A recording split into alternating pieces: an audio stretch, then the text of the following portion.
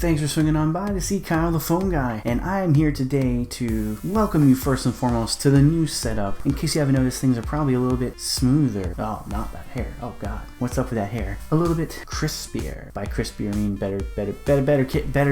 You know what I mean. So today, to break that in, there's something that I want to talk to you about ever since, well, really ever, because it bugs me so much. But especially going back to the LG V30, it really reminded me of how important Android skins are to your choice of device and what you end up keeping in your pocket for your use. Now, what do I mean by skin? Everything runs Android. Android's the same, right? Android's, you can customize and make it look however you want. What does it matter? No, that is not the case. In fact, this goes back to one of my first experiences moving from iOS to Android. It was actually 2 years ago when I switched from an iPhone 6s Plus to a Galaxy S7, and I happened to notice over time, the more I tweaked with it, the more I realized this just doesn't look like any other Android device. You'd be right. See, with skin is what goes in between the core operating system, your Windows, your Linux, your Android in this case, which is technically Linux, but that's beside the point. Your Android, and there goes a skin on top. There's little LGs and Samsung's little moving arounds. They're extra fluff. They're things that make you want to buy their devices. That extra stuff adds their little flavor to it, and not to say that it's bad, it's actually quite opposite. It's actually pretty good when done right, and Samsung is both the greatest example and the worst example of this going on simultaneously. And what I mean by that is the core reason which made me switch from a Galaxy S7 to an LG G5. The sheer amount of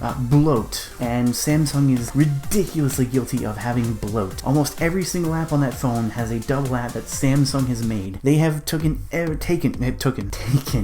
single Google application and made a Samsung version of it, and it's pretty ridiculous, to be honest, because there's not that much more interoperability. But the apps alone, the apps besides the point, all that extra stuff running, that user experience they tried to put on there actually ends up slowing the phone down. It feels different, it performs different, and that's where you got that Samsung lag, and that is what made me realize that maybe Samsung devices aren't right for me. I wanted something a little leaner, something a little faster, because I knew these devices were super capable. The specs on the S7 class, that Snapdragon 820, were pretty ridiculous at the time, especially, and they're still really capable. So I actually switched to an LG G5 and was pretty blown away by the fact that not having all of this stuff not on the phone made it run so much smoother. In opening and closing apps, there was far less hangups and visual stutter and lag. Now, I'm not going to give a whole comparison between those phones, that's ridiculous, but at its core, the difference between those two was just mainly what I saw was the skin. That extra thing. Imagine you just bought a new PC and you boot it up for the first time, and instead of seeing the Windows logo and into the fresh desktop, or your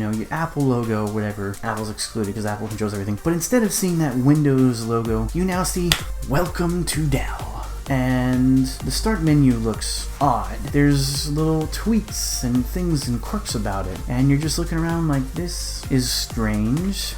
Sure, there's a few extra little features, but it's not normal Windows, and that is exactly what an Android skin feels like. While it may be better, it may be worse. Every manufacturer is guilty of this, and every manufacturer does it differently, and how you feel about a certain skin is 100% going to affect how you perceive and like a device. I have gravitated towards LGs, and even more so towards the Google devices, because there's much less on top. I have more control of what goes on, and they just feel snappier with the same specs. Nothing really wrong with Samsung devices, but I personally don't like it. Whereas someone who wants more of an experience with their device, that doesn't want to tweak anything, you'll have way more fun with a Samsung device because there's so much more stuff built into it, and that's the fun of Android. Whew. So, pardon for the lecture. I got on a little bit of a rant there, but that's something I wanted to say and open up a discussion. Please comment down below how you feel about the skins on any kind of phone, whatever you use, unless you use an Apple phone, because there's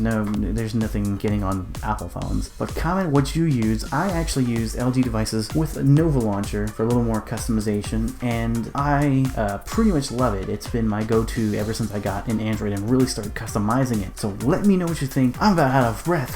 Whew. So we're going to end it for today. Welcome to the new setup. Thanks for hanging with me. All these little things will iron out along the way, but I'm confident. I like how this is going. Thanks for coming on by. I'll see you next time.